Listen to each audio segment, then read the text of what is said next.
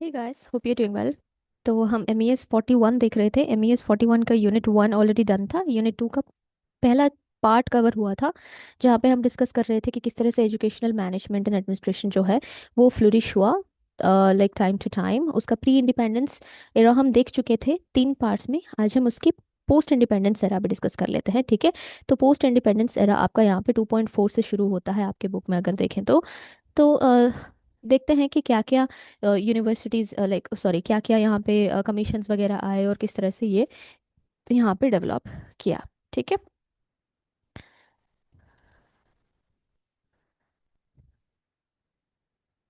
तो पहले तो यहाँ पे जो एजुकेशनल मैनेजमेंट है वो डेवलप किया है pre independence and post independence दोनों तरीके से यहाँ पे दिया गया है आपके बुक में, ठीक है, इस पर्टिकुलर चैप्टर में। तो प्री इंडिपेंडेंस का हम पहले भी डिस्कस कर चुके हैं। पोस्ट इंडिपेंडेंस का हम यहाँ से शुरुआत करते हैं, यूनिवर्सिटी एजुकेशन कमीशन 1948 से, ठीक है। तो लाइक 1947 में इंडिपेंडेंस के बाद इंडिया के सामने काफ़ी सारे यहाँ पे चैलेंजेस थे, ठीक है। तो एजुकेशन को लेके स्पेशली काफ़ी सारे चैलेंजेस थे। तो एजुकेशन का ऑब्जेक्टिव सिर्फ यहाँ पे एडमिनिस्ट्रेशन चलाना नहीं था। अभी एजुकेशन को हमें नेशनल डेवलपमेंट की तरफ ले जाना था, ठीक है। हमें डेमोक्रेसी की ज़रूरत थी, हमें सोशल जस्टिस चाहिए था, इकोनॉमिक प्रोग्रेस हमें करनी थी, ठीक है। तो इंडिपेंडेंस के बाद यहाँ पे गवर्नमेंट ने एजुकेशनल सिस्टम को इम्प्रूव करने के लिए काफ़ी सारे यहाँ पे कमीशंस बनाए। फाइन, तो प्लानिंग कमीशंस बने और भी काफ़ी सारे यहाँ पे कमीशंस यहाँ पे बने, ठीक है। तो मिनिस्ट्री ऑफ एजुकेशन हमारा बन के आता है 1947 में एग्जिस्टेंस में आता है। और फिर जो अदर एजुकेशन कमीशंस बने उसको देख लेते हैं। तो 1948-49 के अंदर यूनिवर्सिटी एजुकेशन कमीशन बनता है अपना। तो मेजर रिकमेंडेशंस इस कमीशन के क्या थे, हम मेजर रिकमेंडेशंस वगैरह देख के चलेंगे। तो इस कमीशन किसके द्वारा चेयरमैनशिप किया गया था इसका, डॉक्टर राधा कृष्णन के द्वारा, ठीक है। पहले ये चीज़ आपको ध्यान में रखनी है। डॉक्टर राधा कृष्णन यहाँ पे चेयरमैनशिप कर रहे थे, ठीक है। तो कमीशन का मेन ऑब्जेक्टिव क्या था यहाँ पे कि जो इंडिपेंडेंट इंडिया की यूनिवर्सिटीज़ की कंडीशन है उसको हमें कंडीशंस को रिव्यू करनी है और फिर रिकमेंडेशंस अकॉर्डिंगली करना है ताकि हम उसको इम्प्रूव कर सकें, ठीक है। अब देखिए, कंट्री डिपेंडेंट हो चुकी थी, है ना। यूनिवर्सिटीज़ की जो रिस्पॉन्सिबिलिटी थी वो भी यहाँ पे बढ़ गई थी। तो अब यूनिवर्सिटीज़ को सिर्फ डिग्रीज देने वाली इंस्टीट्यूशन नहीं रहना था, उन्हें नेशन बिल्डिंग में यहाँ पे कंट्रीब्यूशन करनी थी, ठीक है। तो इसीलिए कमीशन ने यूनिवर्सिटी एडमिनिस्ट्रेशन और मैनेजमेंट पर यहाँ पे स्पेशल एम्फेसिस दिया। कौन से कमीशन ने, यूनिवर्सिटी एजुकेशन कमीशन में। तो यहाँ पे कुछ इंपॉर्टेंट यहाँ पे रिकमेंडेशंस हम देख सकते हैं। इन्होंने रिकमेंड किया कि यूनिवर्सिटीज़ को एकेडमिक मैटर्स में यहाँ पे एडिक्वेट ऑटोनमी मिलनी चाहिए, ठीक है। एकेडमिक मैटर्स में ऑटोनमी इनको मिलनी चाहिए। लेकिन ऑटोनमी का मतलब यहाँ पे कंप्लीट एब्सेंस ऑफ अकाउंटेबिलिटी नहीं है, ठीक है। कंप्लीट एब्सेंस ऑफ अकाउंटेबिलिटी नहीं है, गवर्नमेंट का अकाउंटेबिलिटी रहेगा इसमें, ठीक है। तो यूनिवर्सिटीज़ को क्वालिटी मेंटेन करनी होगी और एजुकेशनल स्टैंडर्ड्स को इम्प्रूव करना होगा, इनका ये रिकमेंडेशन था। तो कमीशन ने यहाँ पे टीचिंग के साथ साथ रिसर्च की भी बात करी यहाँ पे। तो टीचिंग और रिसर्च दोनों ही चीज़ों में यहाँ पे क्वालिटी को इम्प्रूव करना है और उसके साथ साथ टीचर की जो क्वालिटी है उसको भी यहाँ पे इम्प्रूव करनी होगी। तभी जाके हमारा यूनिवर्सिटी डेवलप कर पाएगा और डेवलपमेंट का जो सेंट्रल फैक्टर इसको माना जाता है टीचर क्वालिटी को यहाँ पे माना गया, ठीक है। तो एजुकेशनल मैनेजमेंट का पॉइंट ऑफ व्यू से अगर देखें यहाँ पे तो कमीशन ने यूनिवर्सिटीज़ में एफिशिएंट एडमिनिस्ट्रेशन और लीडरशिप का इम्पोर्टेंस यहाँ पे बताया, ठीक है। लीडरशिप यहाँ पे अच्छा होना चाहिए। तो इस तरह से इन्होंने कुछ चीज़ें यहाँ पे रेकमेंड किया। तो एफिलिएशंस वगैरह, ठीक है, एफिलिएटिंग यूनिवर्सिटीज़ को यहाँ पे it recommended the elimination of affiliating universities, ठीक है। टीचिंग इंस्टीट्यूशंस के हिसाब से रखना है, एफिलिएटिंग यूनिवर्सिटीज़ यहाँ पे नहीं बनानी है उनको, ठीक है। तो इस तरह से इन्होंने चीज़ें रेकमेंड की,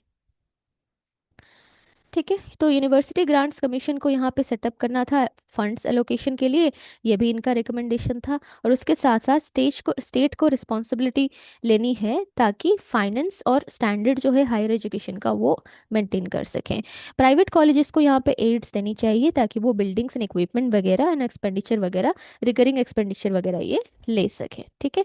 स्टेप्स लेना है ताकि इनकम टैक्स लॉस जो है उनको एनकरेज कर सके, डोनेशंस दे सकें एजुकेशनल पर्पज़ के लिए। एडिशनल ग्रांट्स भी कॉलेजेस एंड यूनिवर्सिटीज़ को प्रोवाइड करा जाएगा ठीक है। और उसके साथ साथ 10 करोड़ भी दिए जाएंगे, अमाउंट, एनुअल अमाउंट दिए जाएंगे यूनिवर्सिटी एजुकेशन को डेवलप करने के लिए, फाइन।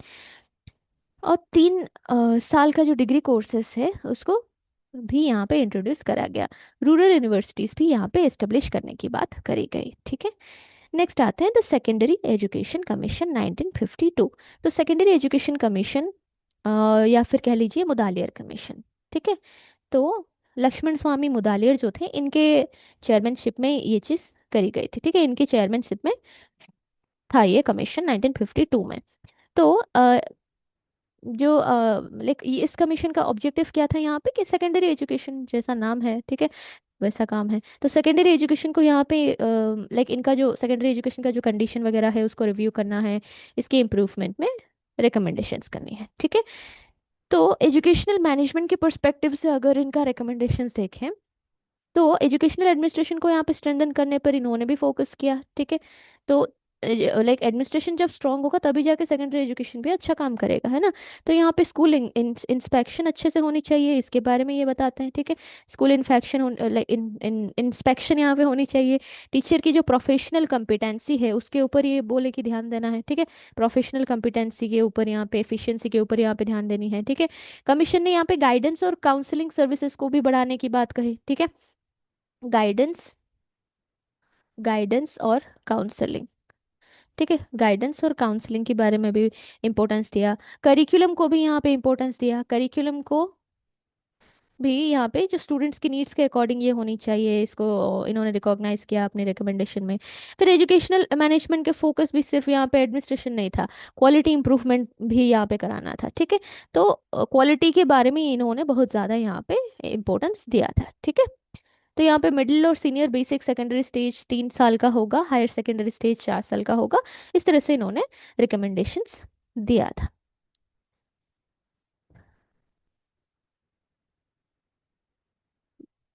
फाइन। और मल्टीपर्पज स्कूल्स के बारे में भी इन्होंने बात करी थी, ये भी एक पॉइंट ऐड कर लीजिएगा। Next, the Indian education commission 1964-66, जो कि हमारा कोठारी कमीशन है, ठीक है। कोठारी कमीशन के बारे में हम पहले भी बहुत बार बात कर चुके हैं फर्स्ट ईयर में, तो थोड़ा बहुत देख लेते हैं, ठीक है। तो इस कमीशन लाइक ये कोठारी जी के द्वारा ही की जा रही थी, चेयरमैनशिप इनका, ठीक है। तो ये कमीशन पहले किस लिए अपॉइंट करे गए थे, क्यों?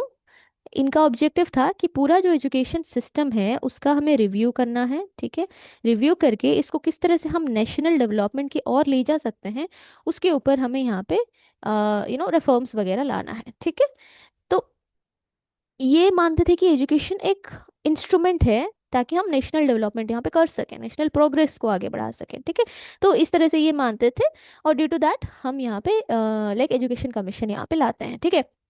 तो रिकमेंडेशन से यहाँ पे क्या क्या था, अम, कि एजुकेशनल प्लानिंग जो है ये साइंटिफिक बेसिस पर होनी चाहिए, ठीक है। जो प्लानिंग है ये साइंटिफिक बेसिस पर होनी चाहिए। और उसके साथ साथ एजुकेशनल एडमिनिस्ट्रेशन को यहाँ पे अच्छे से करना है। इंस्टीट्यूशंस के डिफरेंट लेवल्स जो हैं, सारे लेवल्स पर काम करो ताकि बेटर कोऑर्डिनेशन बना रहे, तो हमारा एडमिनिस्ट्रेशन अच्छा रहेगा, ठीक है। टीचर्स की क्वालिटी पर ये ध्यान देने की बात करते हैं। एजुकेशनल सुपरविजन अच्छे से हो, ठीक है, इसके बारे में बात करते हैं। मॉडर्न टेक्निक्स को यहाँ पे यूज़ करी जाए ताकि हम एडमिनिस्ट्रेशन को अच्छे से संभाल पाएँ। डिसीजन मेकिंग के प्रोसेस को यहाँ पे ध्यान दिया जाए, ठीक है। प्रॉपर प्लानिंग के साथ यहाँ पे करना चाहिए, ठीक है। तो इस तरह से ये चीज़ें बोलते हैं। और इन्होंने यहाँ पे नेशनल स्टाफ कॉलेज भी यहाँ पे बनाने की बात करी, और उसके साथ साथ यहाँ पे नेशनल स्टाफ कॉलेज जो है ये क्या चीज़ करेगा, यहाँ पे इन सर्विस एजुकेशन देगा पर्सनल्स को, एजुकेशन डिपार्टमेंट के, रिसर्च कंडक्ट करवाएगा एजुकेशनल एडमिनिस्ट्रेशन एंड मैनेजमेंट पे, केस स्टडीज कंडक्ट करेगा, short term long term training courses conduct करेगा, और फिर एडमिनिस्ट्रेशन का कोर्स फर्टिलाइजेशन कराएगा मैनेजमेंट एक्सपीरियंस के हिसाब से। फिर पीरियडिकल कॉन्फ्रेंसेस, सेमिनार्स, वर्कशॉप्स, और लाइक जो भी एजुकेशनल रिलेटेड चीज़ें हैं वो करेगा। यहाँ पे journal and educational administration like administration education administration का जो जर्नल वगैरह है वो चीज़ें यहाँ पे वो देखेगा, ठीक है। और उसके साथ साथ कुछ प्राइवेट रिकॉग्नाइज्ड स्कूल को भी ये यहाँ पे इम्पोर्टेंस देते हैं।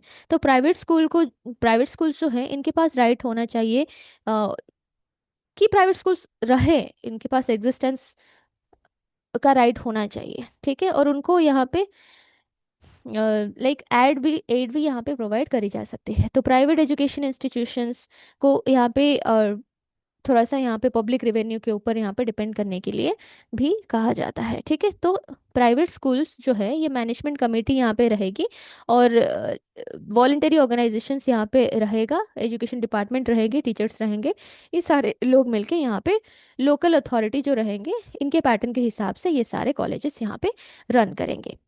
ठीक है, तो इस तरह से कुछ चीज़ें ये रेकमेंड करते हैं। नॉन एकेडमिक पर्सनल जो रहेंगे उनका भी रिप्रेजेंटेशन यूनिवर्सिटी बॉडीज में रहेगा। यूनिवर्सिटी को कंसिडरेबल ऑटोनॉमी दी जाएगी ताकि वो department and school of studies को यहाँ पे मैनेज करें। फिर कमिटीज़ ऑफ टीचर्स रहेंगे, स्टूडेंट्स रहेंगे, और लाइक इस तरह के डिपार्टमेंट्स भी रहेंगे कॉलेज में। सेंट्रल कमेटी भी रहेगा, chairmanship, head head of the institution इसके चेयरमैनशिप रहेंगे ताकि कॉमन प्रॉब्लम्स को यहाँ पे डिस्कस करी जा सके। कोर्ट और एकेडमिक काउंसिल भी यहाँ पे रहेगा जो कि पॉलिसी मेकिंग बॉडी के जैसा रहेगा। ठीक है, यहाँ पे membership more than like less than 100 रहेंगे, नॉट मोर देन 100। ठीक है, एग्जीक्यूटिव काउंसिल यहाँ पे रहेंगे, वाइस चांसलर चेयरमैनशिप रहेंगे, 15 से 20 मेंबर यहाँ पे रहेंगे एग्जीक्यूटिव काउंसिल में।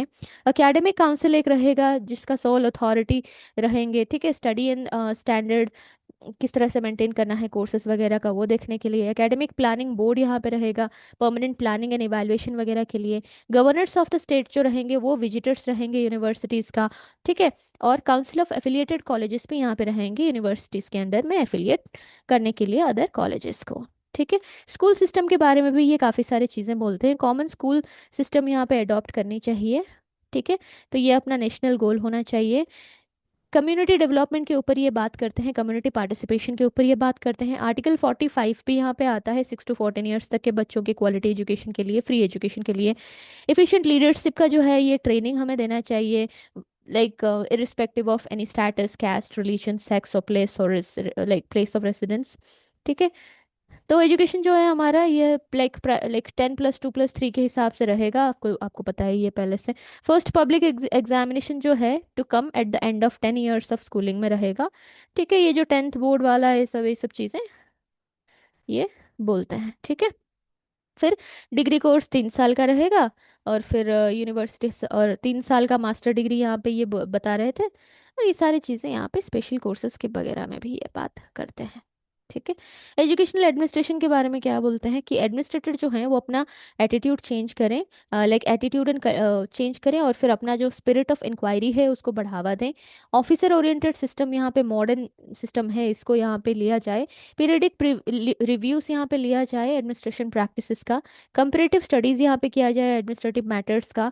ठीक है, और फिर यहाँ पे नेशनल स्टाफ कॉलेज भी रहेगा एजुकेशनल प्लानर्स एंड एडमिनिस्ट्रेटर्स के लिए, ताकि यहाँ पे ट्रेन हो सके। ठीक है, next is national policy on education 1968। ये भी हम काफ़ी बार पढ़ चुके हैं। ठीक है, पर थोड़ा सा एजुकेशनल मैनेजमेंट के पॉइंट ऑफ व्यू से भी देखना ज़रूरी है। ठीक है, तो नेशनल पॉलिसी ऑन एजुकेशन 1968, ये जो है नेशनल पॉलिसी ऑन एजुकेशन ये लार्जली कोठारी कमीशन के बेसिस पर था। ठीक है, तो कोठारी कमीशन ने जो रिकमेंडेशंस दी थी इनको यहाँ पे लाइक इसी के बेसिस पर यहाँ पे एनपीई लाइक एनपीई 1966 यहाँ पे लाया गया। ठीक है, तो इस पॉलिसी का ऑब्जेक्टिव क्या था कि एजुकेशन को नेशनल डेवलपमेंट के लिए इफेक्टिवली यहाँ पे काम करा जाए। ठीक है, जो कोठारी कमीशन का था। तो यहाँ पे पॉलिसी ने एजुकेशनल अपॉर्चुनिटीज को एक्सपैंड करने की बात करी। ठीक है, एजुकेशनल क्वालिटी को इम्प्रूव करने की बात करी, टीचर्स की स्टेटस को लाइक बढ़ाने की बात करी। ठीक है, कोठारी ने जो बोला था यही सब चीज़ें इसमें भी है, और एजुकेशनल प्लानिंग वगैरह को यहाँ पे फोकस करना था। पॉलिसी इम्प्लीमेंटेशन के ऊपर इसको फोकस करनी थी। ठीक है, इक्वल अपॉर्चुनिटीज किस तरह से मिलेगा इसके ऊपर इसको फोकस करना था। तो ये सारी चीज़ों के बारे में ये बोलता है। फ्री एजुकेशन के बारे में भी बोलता है, आर्टिकल 45 के बारे में भी बोलता है। Next is national policy on education 1986 and programme of action 1992। ठीक है, तो इसमें मेन ऑब्जेक्टिव क्या था कि पॉलिसी का जो ओवरऑल ऑब्जेक्टिव है उसको आप हमेशा से नोट डाउन करेंगे। ठीक है, तो ओवरऑल ऑब्जेक्टिव पहले आपको पता होना चाहिए ताकि आप थोड़ा सा इन बिटवीन चीज़ें भी लिख सकें। ठीक है, तो डायनामिक इंस्ट्रूमेंट यहाँ पे माना जाता है एजुकेशन को, ताकि हम यहाँ पे डेवलपमेंट कर सकें। तो एजुकेशनल मैनेजमेंट को यहाँ पे मोर इफेक्टिव करने की बात करी गई। ठीक है, क्वालिटी इंप्रूवमेंट की बात करी गई, फिर एजुकेशनल अपॉर्चुनिटीज़ इक्वल रहे, हर सेक्शंस तक यहाँ पे पहुँचे, इसके ऊपर यहाँ पे बात करी जा रही है। ठीक है, तो यहाँ पे पॉलिसी ने एजुकेशनल प्लानिंग और मैनेजमेंट को यहाँ पे स्ट्रेंथन किया। एजुकेशनल इंस्टीट्यूशंस में जो डिसेंट्रलाइजेशन था, ठीक है, लाइक सेंट्रलाइजेशन था, डिसेंट्रलाइजेशन को यहाँ पे प्रमोट करने की बात हुई, ठीक है।